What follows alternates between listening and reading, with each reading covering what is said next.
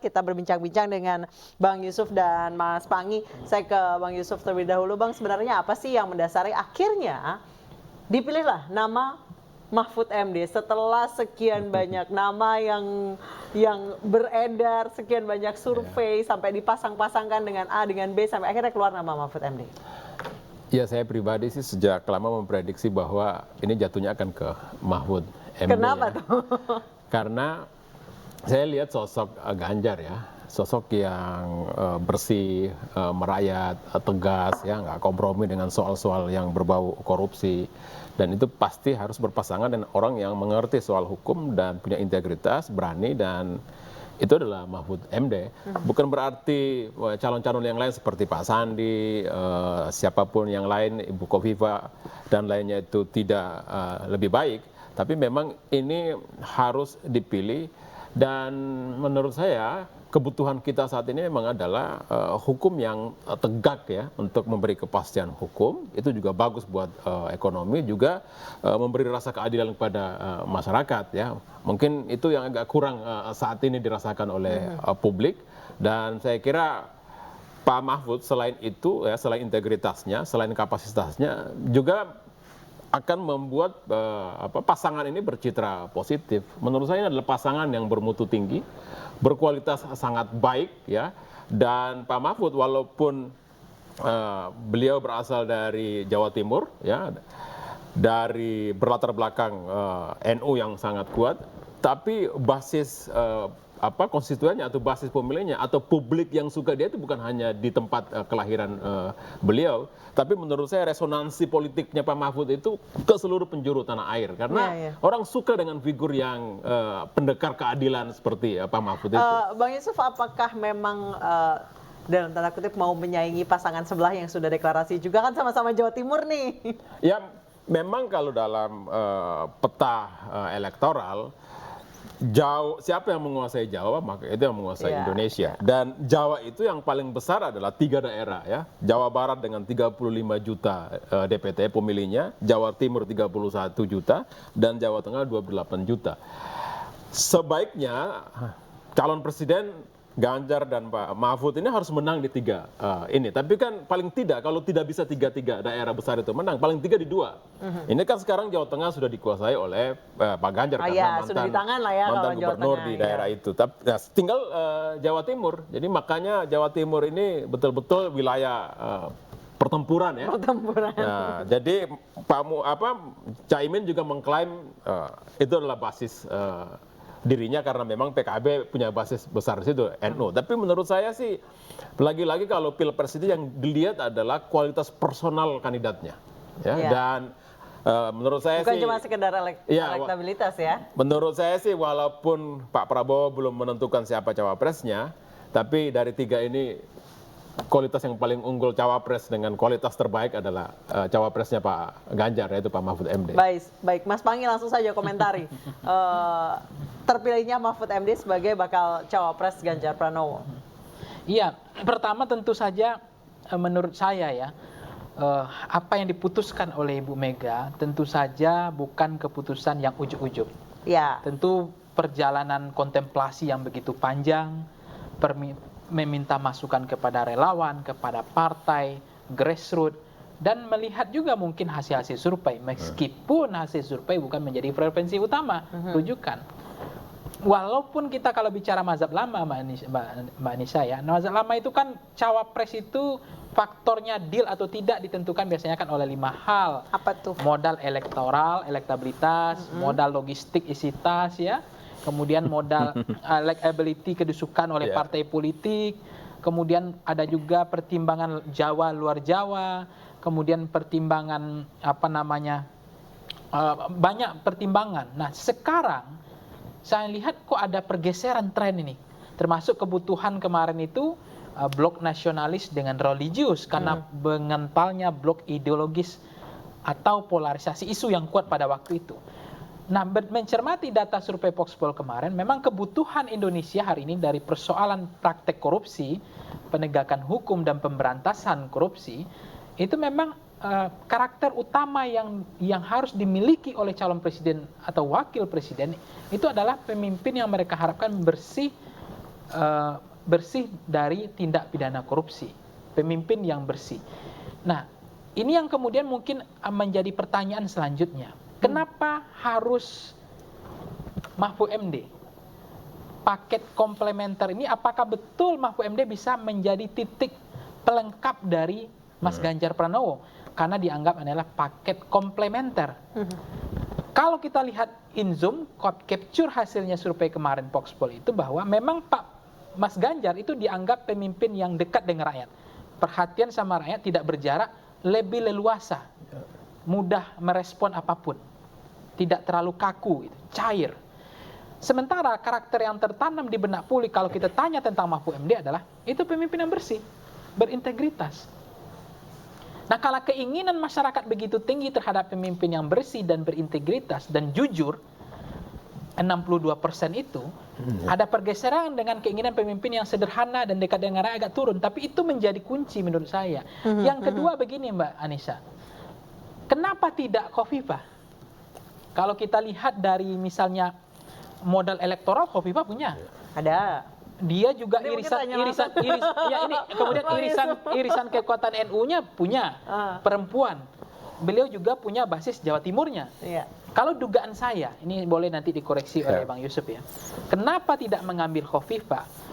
Itu pertimbangannya adalah meskipun elektabilitas Khofifah kuat, walaupun dia muslimat NU, secara paternalistik dia kuat mazhabnya pesantren NU-nya muslimatnya. Tapi itu hanya kuat di yang dibilang oleh Mas Yusuf tadi, epicentrumnya terbatas hanya di Jawa Timur.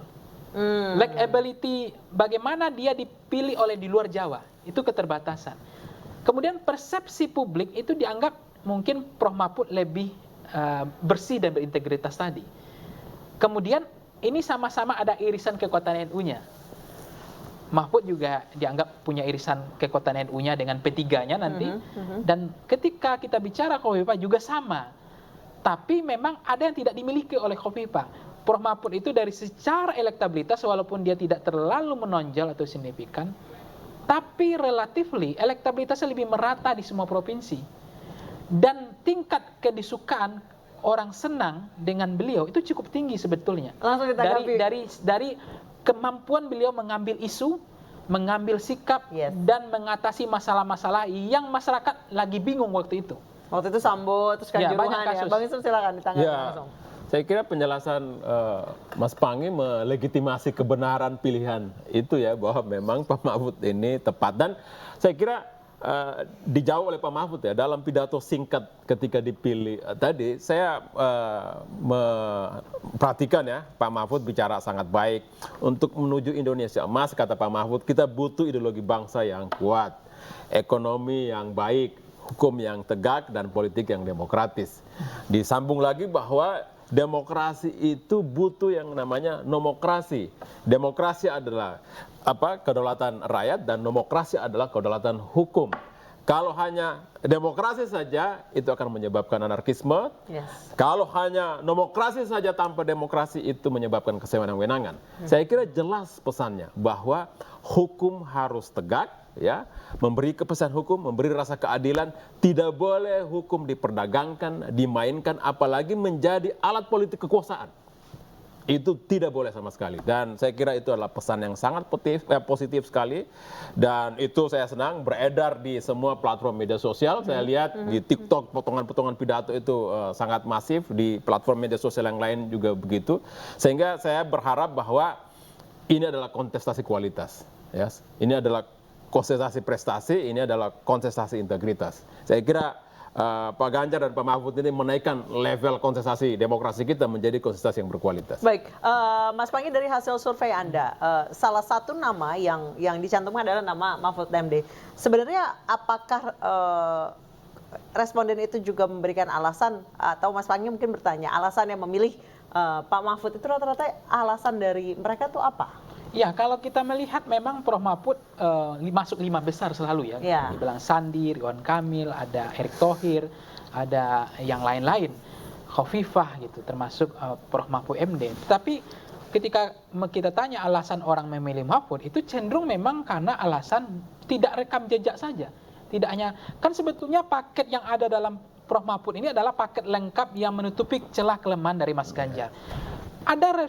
Pertama adalah orang menganggap beliau itu adalah bersih, jujur, itu integritas itu yang dilihat orang menjadi alasan utama. Selain memang sebetulnya secara tidak langsung, secara otomatis Mbak Anissa, Mahfud itu juga dibilang sama orang itu adalah religius gitu sebetulnya. Meskipun kombinasi konfigurasi desain nasionalis religius tidak dibutuhkan dalam pemilu kali ini, hanya berlaku kebutuhan itu cawapres itu pada pemilu yang kemarin.